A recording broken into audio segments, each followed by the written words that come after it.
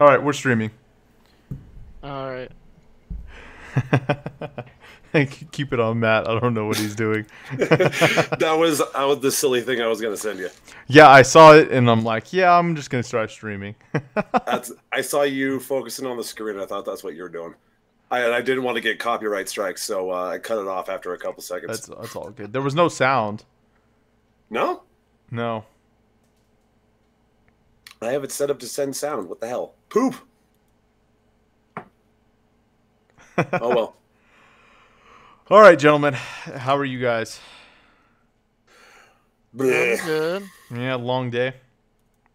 No, just I don't know. I was too tired yesterday to let everything absorb, and now I'm pissed off about it. Brad, your face is not in a good spot. Bring it a little bit more. Yeah. A little bit more. In that same More direction. This way. Yeah, because your face is right above the three boxes that have ours. Mm, Bring it a little bit more to your right. you Okay, literally the other asked for the direction. right, more to my left. Yeah, right. That's fine. Whatever. Oh, and John, where Come would be on. the best I'll place? also, I'm right now updating my post. Hold on. Okay, John, where would be the best place to send you the After Dark logo? Oh yeah, no, send it to Brad because Brad's gonna do the OBS, right? Brr. Cool. If you guys are cool, well, actually, we can still do it today, but I'm only gonna be able to do a couple rounds of Rocket League. I gotta cook the din. So, Matt, I love it. I really do. Oh, Awesome. I did want to ask actually, real quick. I felt like I feel like when you have the logo at the beginning, how each individual part like kind of turns off. I Mhm. feel like for that you could just make it so that the entire thing just comes down at once. Oh, okay. I wanted them to cut off a little quicker and kind of it'd be like a shutting off lights like. Yeah, no, But yeah, um it's not that I didn't like it. It's just I feel like if it all like came down at once, like it was all connected to one light switch, is kind of the way I was thinking, you know? okay, I can do that. Or maybe if you can have 1868 weekly and then the mountains come out first and then the background come out second or something. It's just each individual part of the text and the mountains I thought was kind of weird. That's fair. Yeah, because you have the background come out first. Yeah, I think if you have the background, the border come out individually like they were, and then the text come out all at once. Okay. I hope you don't think that I'm like insulting No, your no, creation I because like- You're an overbearing 'Cause- mother. I like criticism. I It's a love good it. thing. No, it's not even criticism. I mean, if you were to tell me no, I don't have time, I'd be like, okay, we'll just use this one. I like it, which I do. mean, So Yeah, I say like we can for today at least, but I can touch it up. I dig it. Thank you for your hard work, man. Yeah, man. All right, let's officially start. Yeah, do we have notes this week? I don't think we need them. I don't think we do. No. We're gonna complain a lot. Yay! Yeah, poor Ian. It's not Ian. Well, I mean, Okay. Ian suffered more than any of us. All right, guys. Give myself a little bit more of a pause so that the cut's not as difficult. What's up, everyone? Welcome to 1868 Weekly, episode 41. I'm John Macaluso, your host today, joined by Matt Rafferty. How you doing, Matt? Hey, man. It's been a good start to my week, but pretty crappy weekend. Yeah, not a whole lot of fun, which we're going to spend a whole 60 minutes talking about. We've also got Brad Polonsky, Pal in the Sky. How you doing, Brad? Next weekend doesn't look much better. I hope, but man, this weekend sucked. I don't know why. It's Brad's face is like right on the boxes, but I don't know why. But Brad looks so baby faced today to me. It's the glasses. Oh, it is the glasses. Mhm. Yeah. I'm wearing contacts today. Oh, Fancy. yeah. Super fancy. You'll have to do the rest of the episode with your pinky finger up, Brad. All right. So today on the docket, we've got we got to talk about this match, which we really don't want to talk about, and that's our job. We celebrate the good stuff, so we got to kind of be sad about the bad stuff. So we'll be talking about that. We'll be talking about the upcoming match. It's a big one, guys. Upcoming match against Phoenix Rising FC, who is arguably the best USL team right now in the entire league. And I think that I did get interviews. Not today, though the opportunity was given to me. I decided that it would be best to stick with Saturday's interviews if we were to use them. I also decided that I think we're going to keep them away from the show today. That's not to say that I won't be posting them. Just keep an eye out on social media. Facebook's the easiest because Facebook does not have a limit on the amount of time I can take up. Twitter does and Instagram do. So I'll probably put those ones on YouTube, and then we'll share them out. I mean, they're not awful interviews. It's just, the team just come off of a kind of a tough loss, and nobody wants to talk to media. So yeah, I'll share those. They're with Ian Russell and Corey Herzog. All right, guys. So we had this match on Saturday. It was great being back at Greater Nevada Field. It's always nice being there, regardless of the result. Here's the thing that I think really bothers me the most about this loss, guys. I think as far as photography goes, I had some damn good pictures this week, which makes me really sad because the team did nothing during the most of the match until there is kind of a point where I thought that Reno could put up a decent amount of goals, and I kind of don't want to spoil that right now, but there was a point that I saw where Reno kind of started looking a lot better and turning it around. I'm sure you guys probably feel the same way, but my pictures were decent from a John standpoint, but not from a Reno standpoint. Which I guess, I don't know, that doesn't happen often. Reno doesn't really lose at home very often. That's kind of my non-match takeaway from Saturday. Do you guys have any things that you wanted to talk about that didn't actually have to pertain to the match, but had to pertain about your time at Greater Nevada this weekend? Well, it wasn't as much of a cluster to get to the stadium as I thought it was, with Hot August Nights being just a block away. Right. For anybody listening who's not familiar with it, Hot August Nights is a huge event. Vintage cars just blocking up all of downtown Reno. If you like cars, it's awesome. If you don't, or are ambiguous to it, it kind of sucks. So despite of that, it was a pretty decent crowd. People were lively, until we started to get our butts kicked. But I got to say, all the supporter groups were actually doing a really good job at keeping the energy up. Yeah, there was no lull. Everybody kept on singing right after any goal happened, as you should. You got to show the boys that you're there for them no matter what. Yeah. And that's at least a good takeaway I can take from this match. Yeah, good work from everyone. I mean, from the sideline, I kind of hang out. Well, y'all know where I hang out. I heard Douglas Alley and all of their profanity, which is always great. Heard Battleborn Brigade and Los Unicos. So great showing from all three fan groups on Saturday. Brad, do you have any thoughts? Yeah, to the soccer mom that wanted to curse me out for standing in my usual spot when her youth soccer team was there, enjoying the game. Be a good example. Ask politely, and don't, we've been here doing our thing. Some fans were cursing at the ref kind of deserved it at some points, but cursing back at us when we're doing what we always do, what I like to say is we don't change in spite of other people around us, and we don't change for other people around us. We're there doing what our thing is, because if they don't come back, well, obviously we want people to come back, but that's our section. We have our rules, and we're generally respectful to others. Don't curse at us. Come on. We're human beings too. It's like somebody coming, it's like somebody being invited to your house and then cursing you for the way you do things. What? It's just crazy. Yeah, they just don't understand. I mean, in that situation, I guess, what can you do about it? I think that the Battleborn Brigade and Douglas Alley and Los Unicos bring in more fans than they probably push away. So, whatever. I'm sorry you got yelled at, Brad. Although I think it's hilarious that out of everyone there, you're the only one who got yelled at.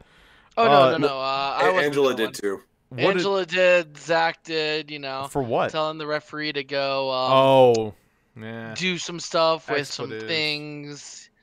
Yeah. But, you know, it's like at the same time, her kids were welcomed into the section, had flags up, you know, participating in the cheers, and they're gonna hear this language anyways in the I future. mean, dude, it's a You're sheltering sporting them event. today. Like I know. I'll complain at a hockey match. I'll complain Yeah, at football, whatever. It's if just this was her kid's game, I'm gonna act completely different. no If this is doubt. Yeah, its birthday party and I was invited to their kid's birthday party, I'm gonna treat it like respect. This is our event. We're gonna act to our decorum. yeah. Sure. Like I'm saying, I think that's a perfect example of she's a guest in our house. Anyway, look, we all really hope that her and everyone she brought with them had a good time. We don't wish any ill will on someone. Just have some fun. Sometimes you're gonna get some expletives thrown around, and that's kind of sports. All right, real quick, before we get started on the heavy stuff, the stuff that we don't want to talk about, I want to give a shout out to Antonio, who's in the comments right now, and of course to the guy who is probably really excited to listen to what we're about to talk about, and that's Harry Austin from San Antonio. And I guess Hi, Harry. yeah. Hey. And Antonio. Yeah. All right. So let's get into this San Antonio match, right? The match was on Saturday. Beautiful weather, a little bit chilly, for me at least. I mean, I felt like I was overdressed on Saturday with my pink shirt or my purple shirt. But you know what? It was funny is as I was walking out of the house, I'm gonna be like, oh, I'm gonna be dying because it's gonna be so hot. Not at all. It was kind of fall weather. Julian and I were talking about that a little bit. Guys, really rough. Let's split it into halves, okay? Really rough first half. A whole lot going wrong. Not a whole lot going right. Although there were very few things that did go right. I don't want to be the first one to rant. So I'm gonna give it to Brad, who is the main ranter, the king of ranters on 1868 Weekly. Chief and rant. Yeah, talk to us a little bit about this, man. All right. Well, I'll start a rant off at Smoothies with Corey Herzog at 10 a.m. on Saturday morning, August 10th, 2019. He comes in and essentially tells us that they had worked, hard on a new formation this week and worked on it Tuesday, worked on it Thursday, worked a little bit on it Wednesday, and then Friday came and San Jose sent up 5 players, 4 including and then JT Marcinkowski, but I count that as 4. So 4 non-goalie players, and said that they wanted us to try out a different formation to go with those players. And on Friday they had 45 minutes to put together a brand new formation with a brand new unit of guys. All of these guys are midfielders. So instead of doing our typical 4-2-1-2, or sorry, yeah, 4-2-1-2. No, I'm still doing this wrong. 4-1-2-1-2. There we go. We did a 4-2-3-1, and it was completely and total jumble cluster. You saw how it was in the first half. There was no field presence. Everybody on the field showed up to the field and gathered up as tightly as they could on the field. And nobody was looking to get the ball out wide. And if they were getting the ball out wide, it would eventually find itself at the top of the box with 4 of our guys playing defense against another one of our guys. It was a complete and total cluster, and we made it out of the first half. I felt lucky to be down 2-0, and I kind of figured that we'd be making some changes at halftime. Coming out into the second half, you can see who wanted to be there. One person who did not want to be there, his name is Eric Cavillo, and he comes out and he's already on a yellow card from the first half, and not even 5 minutes into the second half, goes for a very questionable slide tackle that took out the player, gets himself a second yellow card, and at that point, I was ready as a fan just to say, send him off. He doesn't want to be here. Nah, he got sent off wasting anyway. our team's time. Oh yeah, so he got sent off. But he didn't want to be here. He played like it. A lot of those San Jose guys that were up here played like they didn't want to be here, didn't want to contribute. Between lack of movement, being a little bit selfish with the ball, Calvillo took a lot of different opportunities from set pieces and kicked everyone into the wall or well over the goal. And the team just played terrible. And then as soon as Calvillo got sent off, as soon as everybody else but Partida from San Jose was left on the field or was gone from the field, and we had all Reno players plus Kevin Partida, the team kicked it above and scored a goal and looked lively and was aggressive. But that was too little too late. San Jose screwed us for this match. Send up the players early in the week or don't send them up like that, and don't expect us to change our way for them. Yeah. There's my rant. All right. Well, don't worry. We still have a good 45 minutes for more rants. And one of them is going to be from Matt Rafferty. All right. Yeah, Brad, you covered a lot what I was going to talk about, but I feel like maybe I can embellish a little bit on it. The fact that, like you were saying, we usually play that diamond 4 midfield, and it allows for them to press really high and still have defenders back to pick up any kind of breakaway that might happen. And instead, and like you were saying, we practiced that all week, and then suddenly had to switch into the 4-2-3-1, which could work with the Reno system. It could actually work pretty well because the 2 and the 3 line in the middle set up automatic triangles. You have passing lanes ready to go that allow Corey up top to get open and receive passes and score. But that entire middle of the field was with San Jose players that have not trained with Ian, or very seldomly trained with Ian. They're not in the fitness that Ian wants that can be able to run that formation. It was kind of just tossing them in the deep end and telling them to swim. It was, I don't know. I feel like San Jose really stepped on us in this one. I could keep going and going, but I feel like I'm kind of losing my thoughts here just because it's a little infuriating. Yeah, and rightfully so. I think Roy put it in very, when I talked to him at the end of the match, he was understandably upset. People, come in and they pay their ticket and to see this, which it could have been completely unavoidable, or it could have been completely avoidable, or it was avoidable rather. Yeah, okay. So for me, it's you both did a pretty good job at describing it. And I've talked about this before, long have I thought that this relationship between the Earthquakes and Reno benefited the Earthquakes more. And it wasn't more obvious that I am right than it was on Saturday.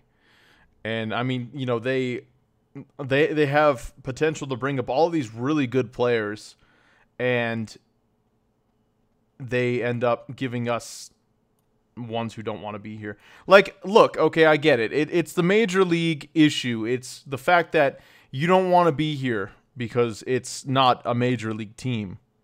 But you don't make the major league teams if you come down and play half-assed. It's just not going to happen. It's the same with baseball. And, you could be all pissed off and upset that you're not playing for the Diamondbacks or playing for the Earthquakes. But the only way you're going to get there is by playing well here.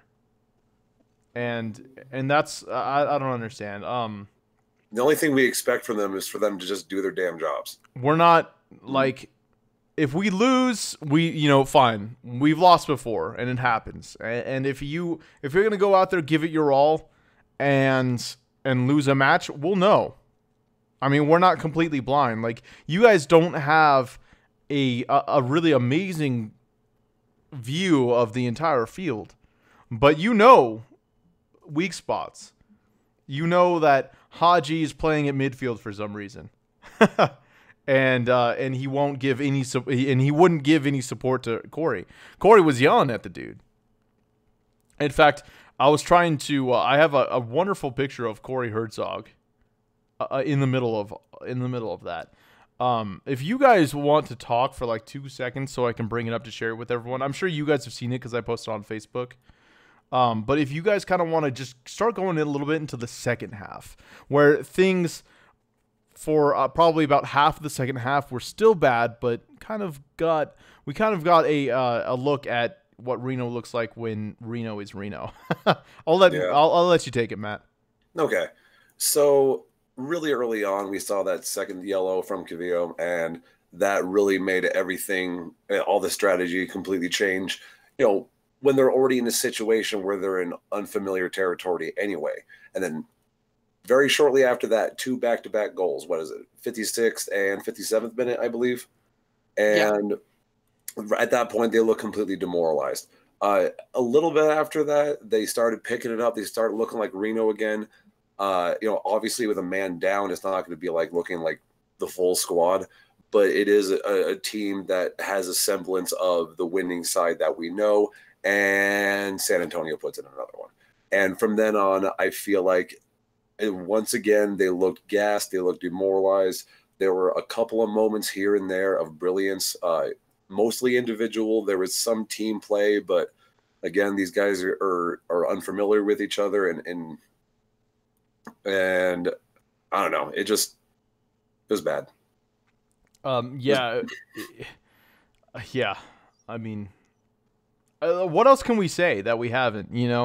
It's just really rough. I mean, Sammy got a goal, and it was actually pretty quality. I mean, you can give him that, but yeah, we were all stoked about that. I was like, Sam effing Gleedle, like right on the sidelines. The man comes in off his very first touch and scores a goal. And if other players on the field felt like they should play that way at the very beginning, perhaps we'd be having a different conversation. Brad, second half thoughts? I mean, too little too late with the Gleedle. I'm still a little irritated that both of Calvillo's yellow cards were both bad slide tackles that definitely deserve yellow cards. I just want to mention again that after Fuentes got subbed out, after Haji got subbed out, after what's his name? Calvillo got his double yellow card and got sent off. After it was, 8 Reno players, plus JT Marcinkowski in goal, plus Kevin Partida, who basically, has been with most of this team before. After it was left with these players who know the system and have worked with our system, we looked competitive, even a man down. I don't know if it's part of it is San Antonio is getting a little tired, being that they are used to Texas humidity and not altitude and dry heat. But it doesn't matter. The team looked better when we had players that we as fans are confident in. And it just sucks looking back and seeing a bunch of San Jose players that are only there as a favor to a team that we've worked on. And John said it earlier that he believes it benefits San Jose more. I thought our system was working out really well. We were getting some players that could use some good minutes. I thought that although we lost one of the games and I think drew the other one, that Cade Cowell was a great fit for Reno and played pretty well when he was with us. And, getting some other players, we definitely benefit from JT and Matt Bersano. But we lose out on the fact that they can do what they did to us this past week, where we get shafted completely and have to deal with 4 players that, just out of those 4 players, just based on performance, I'll take Kevin Partida and nobody else back. Well, and as Antonio mentions here in the comments, that because all these players are getting sent down, it's forcing Ian to bench midfielders. Mfeka didn't see any minutes. Will Seymour didn't see any minutes. Sam came in the 58th, but another interesting thing is what's going on with the back line. Once again, Carroll didn't play. He wasn't even on the lineup this time around. And Clementa, Road Pine, didn't even play, not a single minute, when we could have used an injection of defense in the second half. But I almost wonder if from the start Ian just kind of threw his hands up and called this match a wash and see what he can do with the personnel he had on hand. Yeah, why would... just a heads up, you both have had Corey Herzog floating around while you've been talking. Brad had him like right in his face. So just a heads up. I left him there, and then I was like, this is a good spot, and then Brad moved right into him, so I like had to like move him again. But I'm okay with that. Yeah, I don't know. You guys probably can't see the picture unless you actually look on Facebook or on YouTube. But Yeah, I love this picture of Corey Herzog here. And Matt, I'm staying on you so that I could show it off. I mean, I just as easily can switch the camera to me, and then there it is. It's just. It looks right like over he's my really face. disappointed in me. Yeah, and so point to it here. There we go. Yeah. I think that picture really describes how every fan felt, which is why it's my like picture of the week. I've never really had a picture of the week, but this would definitely be the picture of the week for me because yeah, this is how we all felt. Everyone. I think that's a great idea for a new segment. Just pick the one photo that you took that kind of sums up the entire match. Yeah, well, you have I forget who was it, Deej, Brad, who was talking to us about Matt's backgrounds. I have no remembrance. I could start positioning myself a little bit more to the right, and then start doing an over the shoulder photo for mine from now on. That'd be cool. The picture of the match. Anyway, all right, guys, take a good look at Corey Herzog because that photo is gonna go bye-bye now. Boom, easy as that. All right. Real quick though, let's. Any of you guys have any pressing things you wanted to say? I've ranted enough. All right, cool. Matt, ditto. Matt, Yeah. talk to us a little bit about your background because we didn't do that today. So. Oh yeah, we haven't done that yet. Well, This. I wanna guess, Oh yeah, go ahead, take a crack at it. All right, I'm gonna say that this is. I'm gonna say, what's south of Carson City, the first city south. Minden. Minden. Yeah, I'm gonna say that's Minden area. All right. My guess. I don't know. So it's Nevada. It better be Nevada. Northern Nevada, yes. Okay. It does kind of look like a Carson, doesn't it, or a Washoe Valley? Mm-hmm. I think yeah. No, it's tough. Nevada's pretty small, so we should be able to figure this out. And like that. You know what? I'm gonna guess in Reno, but I'm going to guess around Windy Hill. Those are both good guesses, but nope. That is Yerington. Oh yeah, we should have I'm guessed close. by the lack of infrastructure. Right. Well, there's farms tucked away behind those trees, Mm. and that weird castle that is off in the distance. Yeah. Yeah. For those unfamiliar, this is just a little farming town southeast of Reno. They produce most of our food. Yeah. There's Yerington. Yeah. It's pretty. It is, and yeah. So we got to look at sad Corey Herzog, and then we got the Nevada wilderness kind of ish. Nevada scenery. We'll go with that. Yeah. Okay. So nothing really. I feel like I need to add. I do feel, and this is a good thing, guys. I felt like the game turned around once Seth Kasipli came in. I feel like Sam Gleadle definitely made an impact, but the entire team kind of switched gears once the man Kasipli came in. And then you had Raul Mendiola looking a lot better. Brent Richards. I mean, I don't think our defense looked really like awful. I think that they were just left hanging by the mids. Absolutely were. Yeah. So, interesting about Zach Carroll. I appreciate you bringing it up, Matt, because I did want to pester the team a little bit more about it because I was told that they're resting him. In my opinion, 3 weeks of back-to-back rest is interesting. You might have a persistent injury Yeah, I that was just gonna won't say, go away. Doesn't that kind of sound like an injury? Mhm. So yeah, I'll pester pester our friends with the team about that when I get a chance. Please do. Yeah. Although I gotta be honest with you guys, you all know Ian. He likes playing he likes playing his cards very close to his chest. So there's a very good chance I'll be told that he's resting. So, but we'll see. We'll see. Nothing to see here. Nothing to see here. Right, right. One complaint though, before we move on, is Benjamin Galindo Cruz the answer when we have multiple other center backs, namely Emra Clementa, who are capable of stepping up into that position? I messed up the stream. I mean, I actually didn't mess up the stream. I messed up the image, Brad's image. How dare you? Yeah, so I'm trying to quickly fix that. Yeah, I accidentally I meant to press shift and I accidentally pressed alt. All right, there we go. We're fixed. All right, I've done this a few times. All right. Yeah, it's rough, Brad. It's rough. But we're okay, I think. All right, so I think we talked about enough about this match. Yeah, I mean, gross 4-1 win for San Antonio.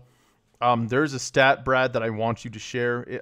I have made it Brad's stat of the day, and I'm hoping he knows what it is because I actually haven't talked to him about it yet. But I meant to be like, oh hey Brad, use this for your Brad stat today. But it's not a game stat; it's a podcast stat, which should give it away. And okay. it's not a fun. I've already commented. Yeah, so Brad, go ahead and take it away. All right. So as a result of having guests on the show, every time we've had a guest on the show, we've had, I'm considering guests as an outside of Reno guest. We've had Sharon as a guest and we've had Deej as a guest. I don't remember what results we had after that. But after having a guest from a team we're playing against, we have out of 3 possibilities of games, 1 point. 0 wins, 2 losses, and a draw. Sad Brad stat. Yeah, that's really sad. And it's funny, Deej was joking around with us. He's always the ones where you have guests are the best ones, and I'm like, I know. So look, guys, we got to figure this out. We either have a bad show with no guests. I don't mean bad. You guys know what I mean. We miss out on the opportunity to have a better show with no guests, or the team wins.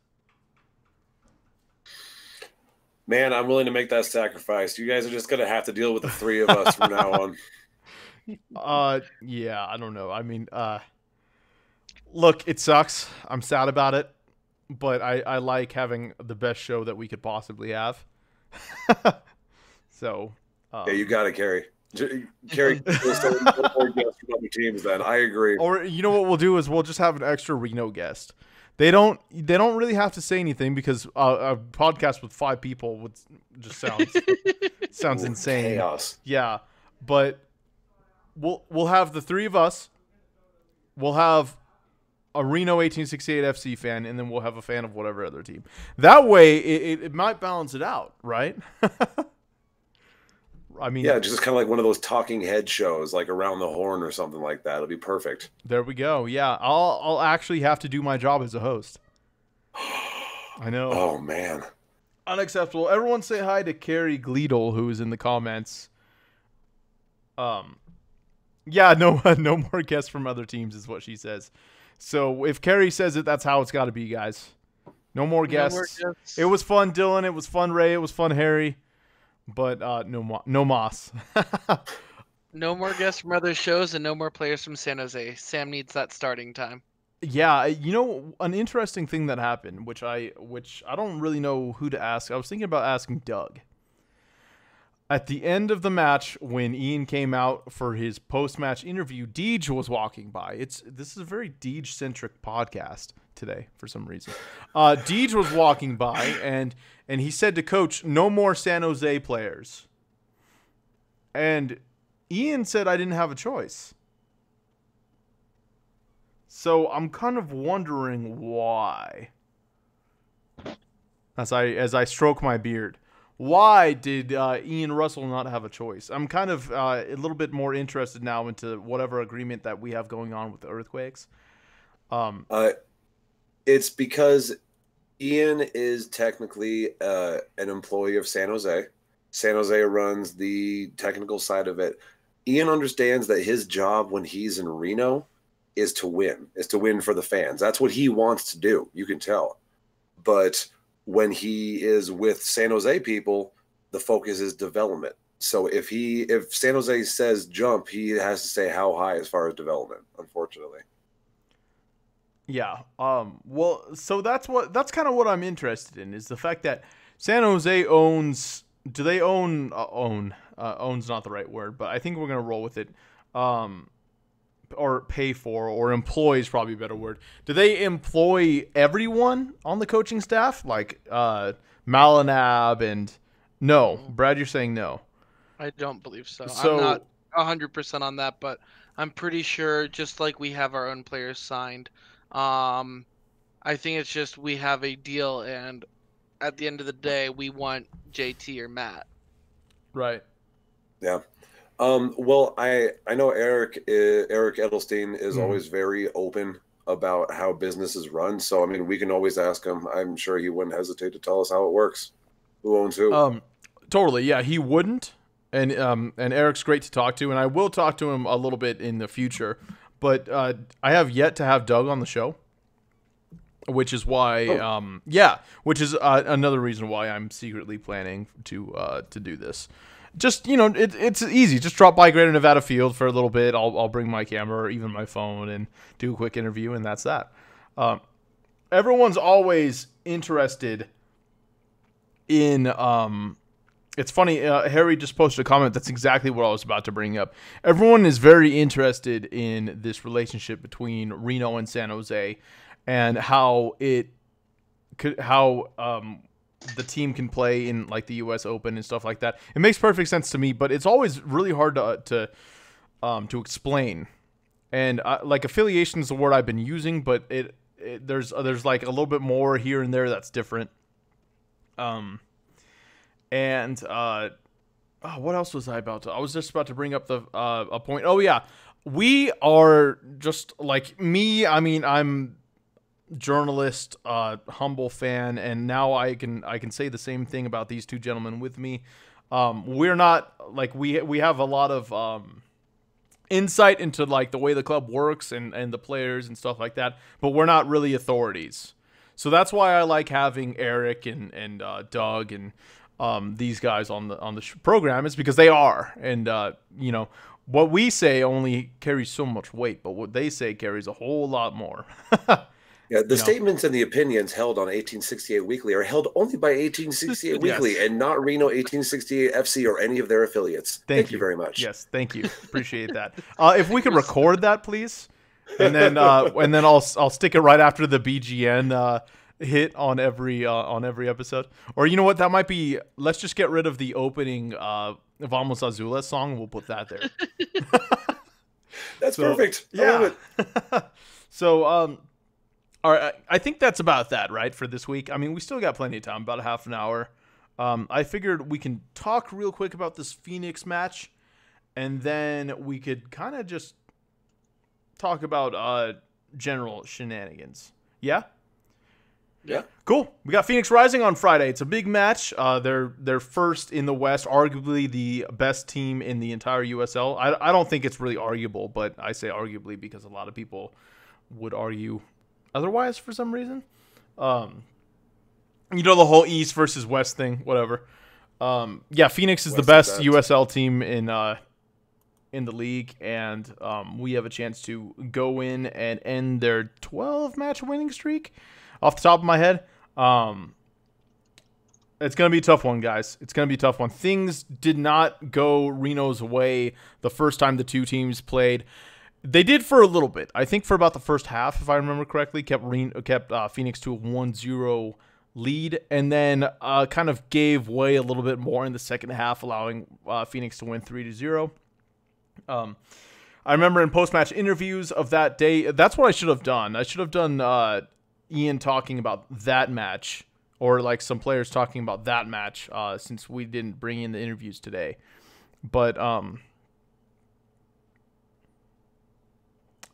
Phoenix played really, really well, took advantage of every mistake that Reno made, which in that first half there wasn't too many, which is why it was a 1-0 going into the half. And I'm like not looking at the camera because I'm like thinking all over the place. Like the light helps me think. I don't know why I'm looking around. But yeah, did I miss anything? No, just about Phoenix in general, or like Well, about our history? last match is what I'm trying to Yeah, recall. no, dude, that's pretty spot on. We were holding tough, and then they Phoenixed all over us. Yeah. And it's not like Reno had a bad game overall. It's just that Phoenix is really good, guys. No, I remember walking away from that match not being terribly upset, being like, Right. "Well, it happened." Yeah. Like, I had some dollar beers, whatever. This is the match where Ian really needs to be able to control the team. And we're really going to need Reno players in there. We're going to need the best lineup that we can come up with. If Zach can come back, great. We're going to need him. We need Seth starting in. We need Raul at his best. I'd like to have Sam in there. Duke, of course. I'm trying to go through the lineup. Brent Richards, Clementa. Although Jenjigen has been playing well, I think that Jiggy even played well on Saturday. So He did. Yeah.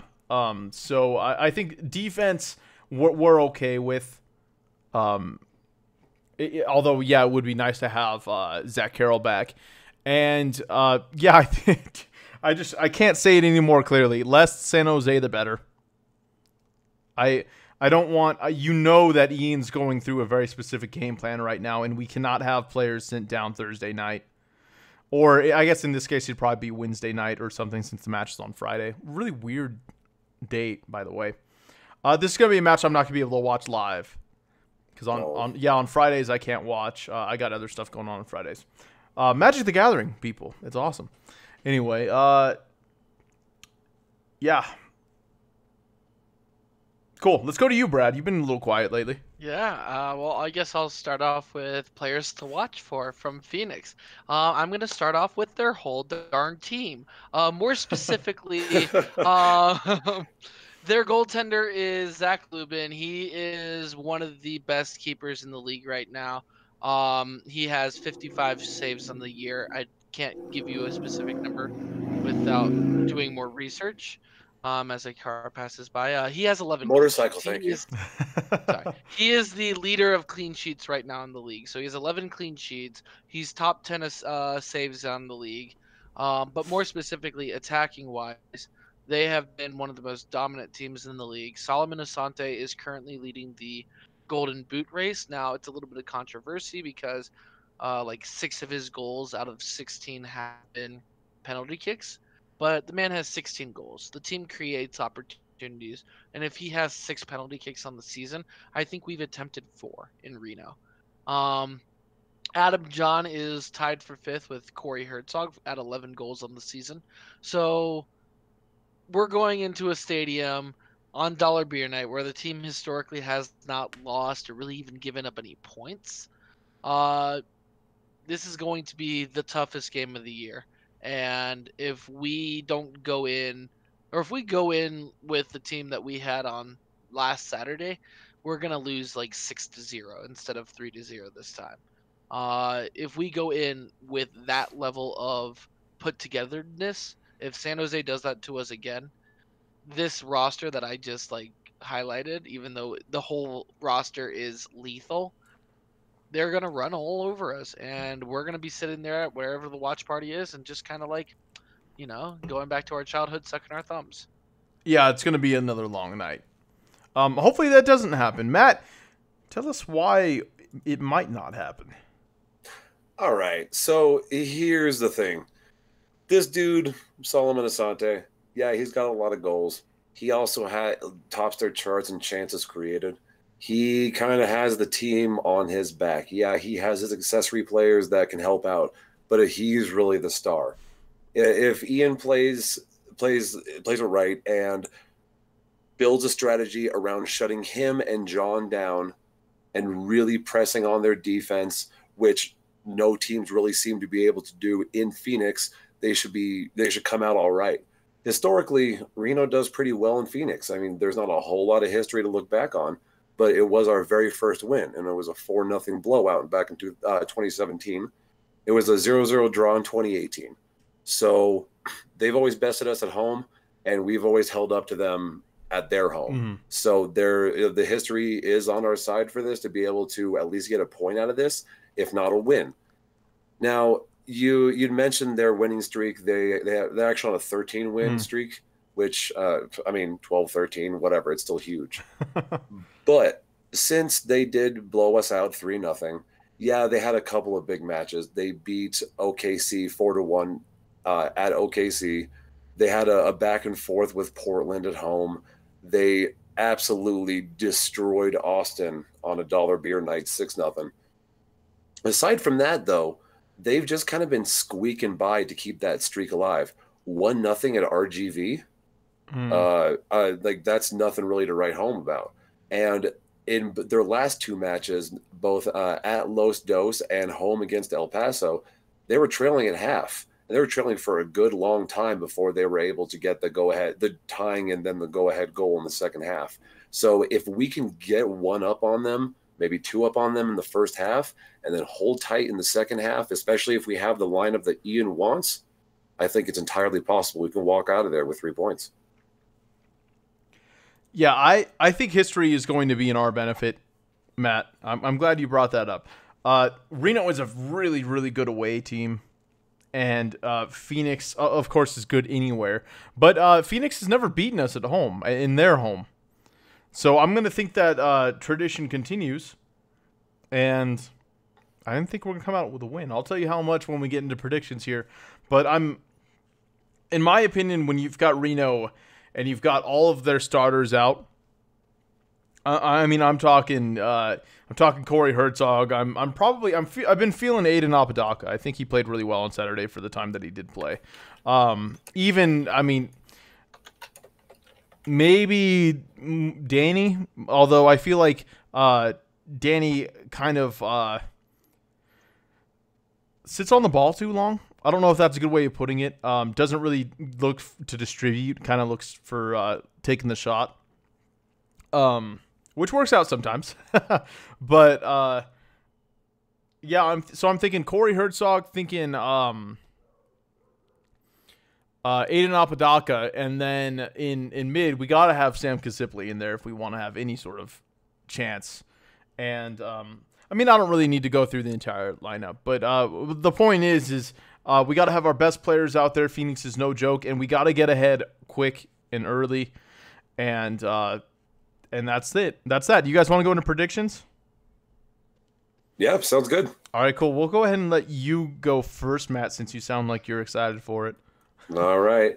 I don't know about excited, but just a little hopeful. So if they stick to the strategy that I think they might, of getting a quick one in and then just holding tough, and with their last meeting in Phoenix being 0-0, and being there live and seeing how it was very much a stalemate back and forth the entire time, I want to say it's going to be 1-0 Reno.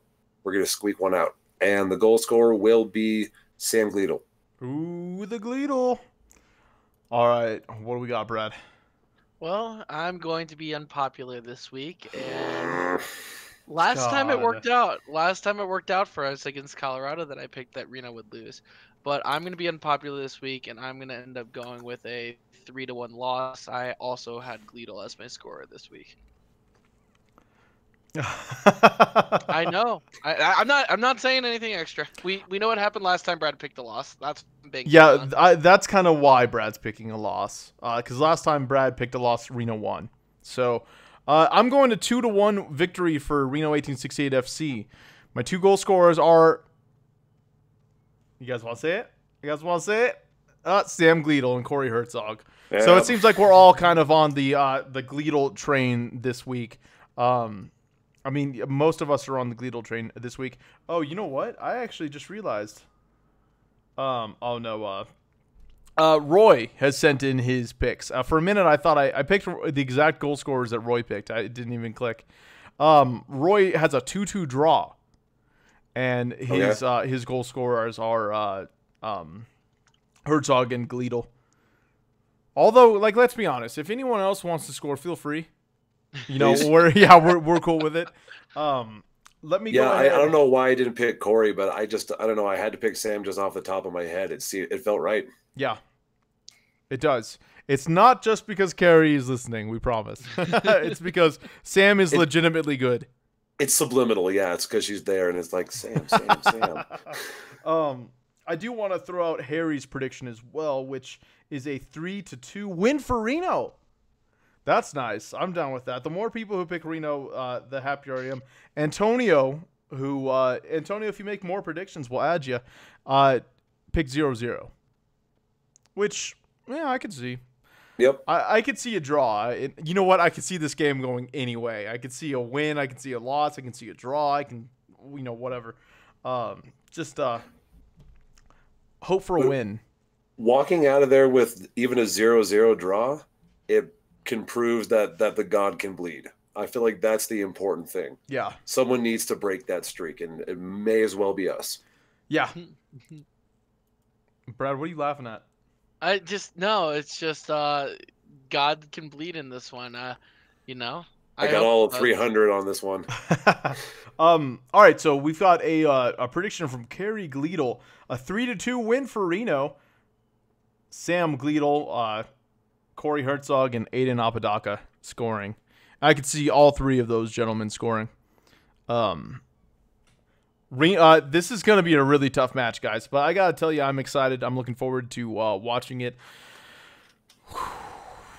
I'm going to get those butterflies when I watch this match. Well, you know what? Probably not actually this week because I'm not going to be able to watch it live. But definitely I'll have butterflies during it. Like, whenever I can't watch a game live, I still have notifications and stuff going on my phone. In fact, sometimes I watch it on my phone. When Evelyn and I went to that Aces game, in the middle of a Reno 1868 FC match, I was watching on my phone during the ball game. So I'll watch it if I can, man. You got to support the Azules.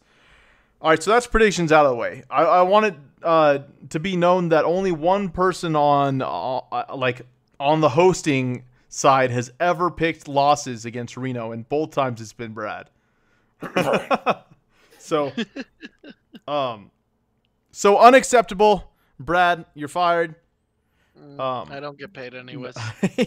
As long as we have a Galaxy fan on staff, you're fine. And I'm a Charger fan. Don't forget that. Yeah, true. But aren't you also a Dodgers fan? Fair weather, yeah. Yeah, you both are just awful human beings. All right, so I think we got it, guys. I think we covered everything we need to cover.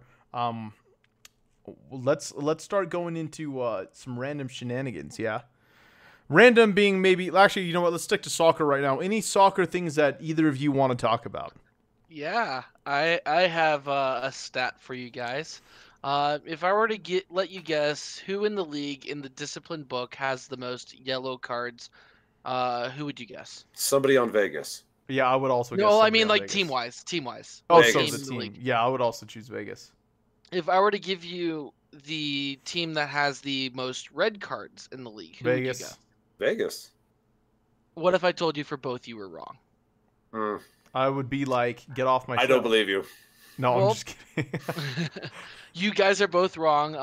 With an astonishing 7 yellow cards in the past 2 games, Atlanta 2 has 60 yellow cards to Vegas's 53.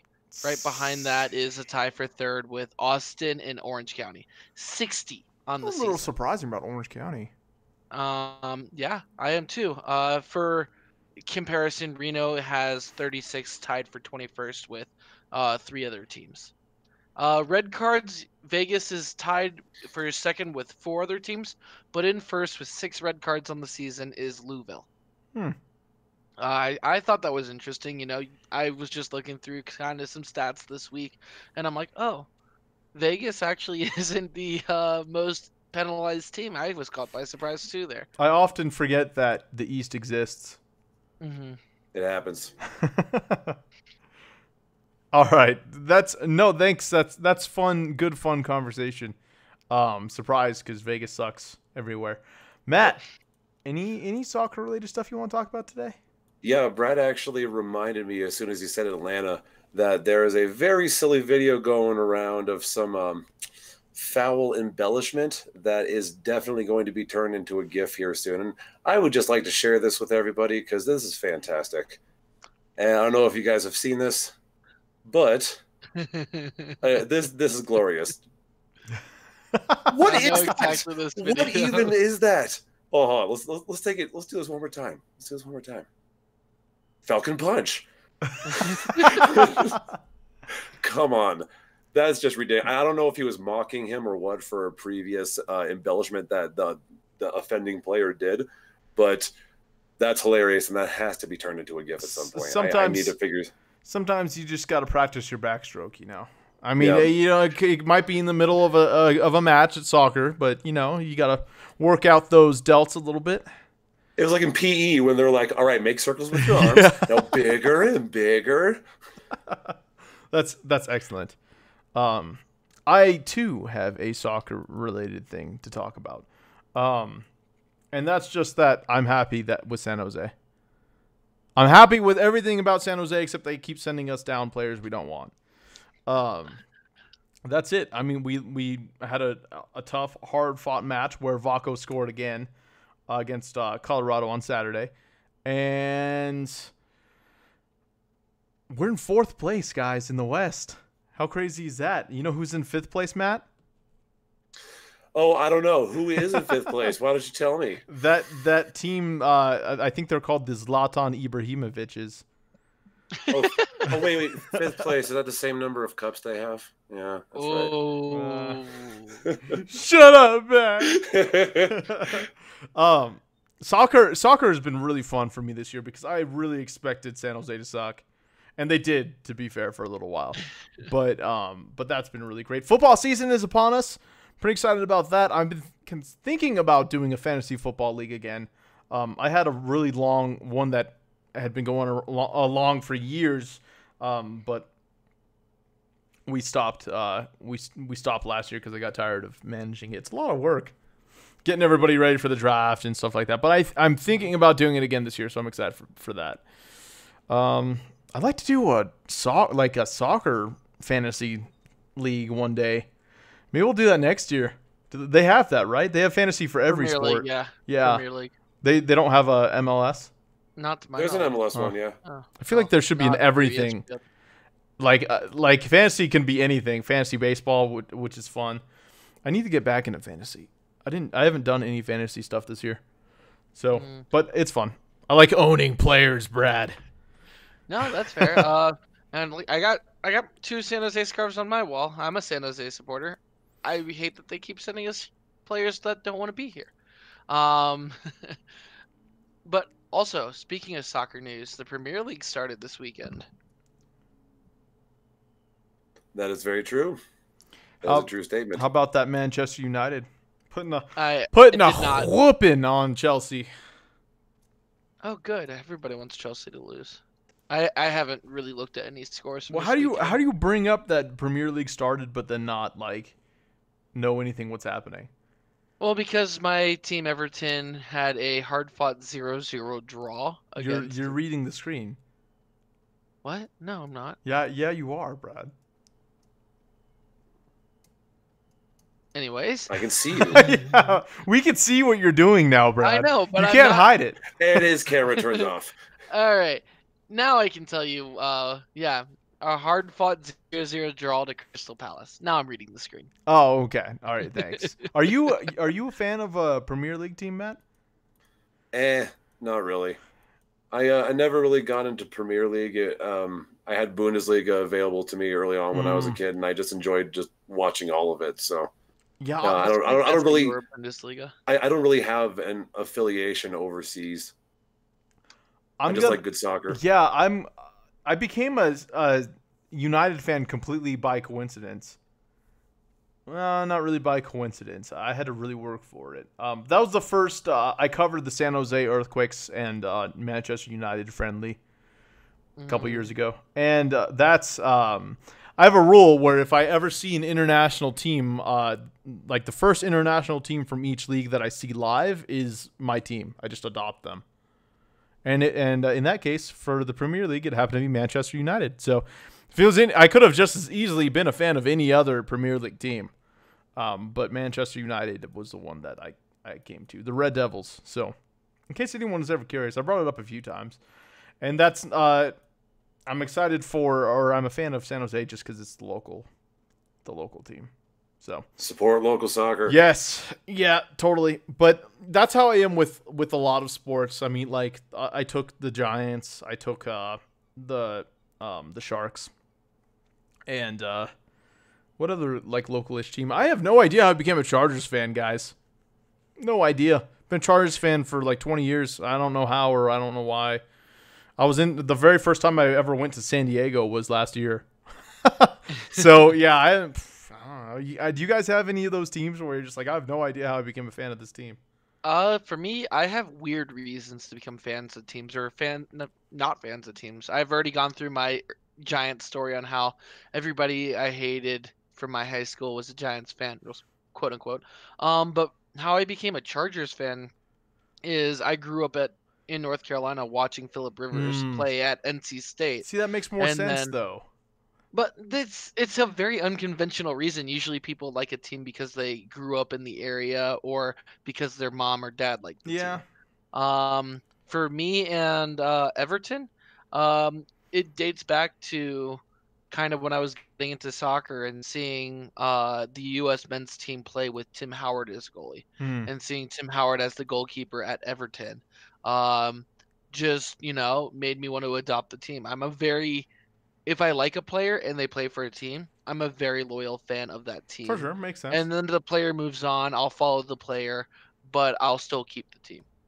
Because it was the team that they were on when I liked it. And I grew to like a team. If you were hypothetically a Kevin Durant fan, what team would you be a fan of?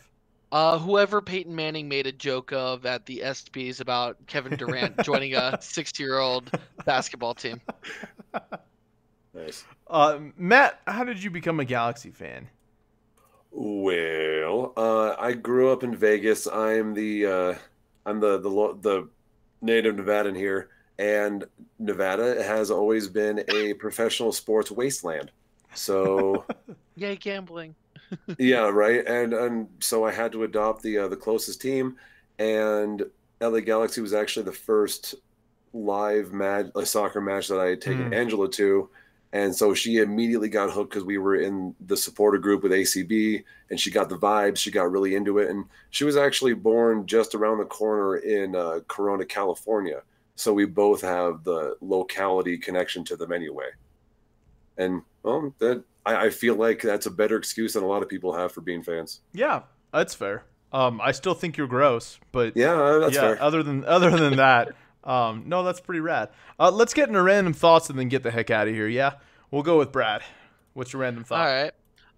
I got my alcohol of the week. I am drinking 1800 Reposada from what's the name of 1800? It's 1800, yeah. Yeah, tequila. My suggestion is if you're looking for tequila, go for anything 100% agave and never anything that is like Jose Cuervo that is like 7%. God. I can't even smell Jose Cuervo without wanting to puke. Rough college nights, Matt. For my actual random thought, there is nothing more relaxing than going up to Tahoe since it's literally our backyard and we never go enough. I went up to Tahoe yesterday. That's why my face is like bright red and I ended up taking off my hat. I went up to Tahoe and just sat on the beach for like 4 hours just reading a book yesterday. It was a good way to decompress after Saturday's game. Wow. Brad reads? What a loser. All right, Matt. Well, I mean, we always give Dylan all this crap for all of his recommendations for books and stuff. So Brad gets it this week, even though it wasn't really that much crap. Matt, what's your random thought? No, reading is good. Everybody should read. All right, so my random thought is, thank God Hot August Nights is over. I hate that event so much. All right, I understand that you want to show off your cars, and there's other people that want to watch your cars, and it's a big old circle jerk. Yeah, I get it. But you have your areas cordoned off for you guys to enjoy that. But when you're outside of the blocked off Virginia or Victorian Square or wherever you are, can you not act like you're on a cruise in the middle of a busy road where the speed limit's 45 and you decide to go 10 because you're on a nice little Sunday stroll? All right, knock it off. Nobody wants that. The people have to conduct their lives here aside from you having your fun little car show. So that's my rant. That's my random thought. All right. I like hot dogs nights. I always have. But my dad's a car guy, so we were kind of like raised on it. I like the cars, don't get me wrong, but when they're moving. Yeah. The thing I don't like about hot dogs nights is everywhere is packed all the time. Okay, I tried after the match. I was like, you know what? I'm gonna go cheer myself up with a Mexican hot dog from Chamaco's. I head to Chamaco's and it's packed. I ended up just driving right past it. It's like, oh damn, it is right by the Pepper Mill. To be fair. Yeah. To be fair. Let's see. Random thought for me today. I don't think I really need to talk about video games. Although y'all should know, Fire Emblem Three Houses is like fantastic, like really good, like good enough to where it's like, you gotta. There are games for each system you got to recommend, and I feel like the Switch has a ton already, and that's one of them. Like that's so good, so good. But I mean that actually might be my random thought. I mean that kind of just came up randomly. Look around. I don't see anything random. Checking my browsing history. No. Yeah, right. No, I guess I'm not really nothing too big going on in the personal life that I'd like to share, or that I feel like is random enough to share. So yeah, no, thanks for listening to the podcast. It was a rough week for everyone but Harry. So I know that like it's not as fun sometimes to listen. To listen to the show coming up on a loss, but keep your eye out on social media. We'll have those 2 interviews from Corey Herzog and Coach Ian Russell on momentarily. They're actually almost done editing because I did plan to have them on the show, but I changed my mind last minute. Well, not really. Yeah, kind of last minute. I don't know. All right, let's do social media. Brad. You can find me still tweeting away at Pal in the Sky on Twitter. I've gotten a good couple of you guys to follow me, so thank you. And Reddit u/Pal in the Sky. And Matt. All right, guys. Reddit and Twitter, Raph Out Loud with underscores between each word. That's where you'll find me. All right, guys. And then, of course, John Macaluso. I can never remember which John Macaluso is which, because, there's a famous drummer from some pretty solid bands named John Macaluso, so I couldn't get John Macaluso, which is kind of sad, Matt. I'm sad about that. But I think it's the John Macaluso on Instagram, and then John Macaluso everywhere else. Feel free to send me a friend request and stuff like that. And like I was saying a minute ago, just keep your eyes out on the socials for those interviews. Take us away, Brad. All right. Thank you guys, as always, for listening, watching, participating, everything that you guys do to support us here at 1868 Weekly. Stop sending us some terrible players that don't want to be here, San Jose. In Ian we trust on that note. And Vamos Azules! Thanks, guys. See you guys. Bye, everybody.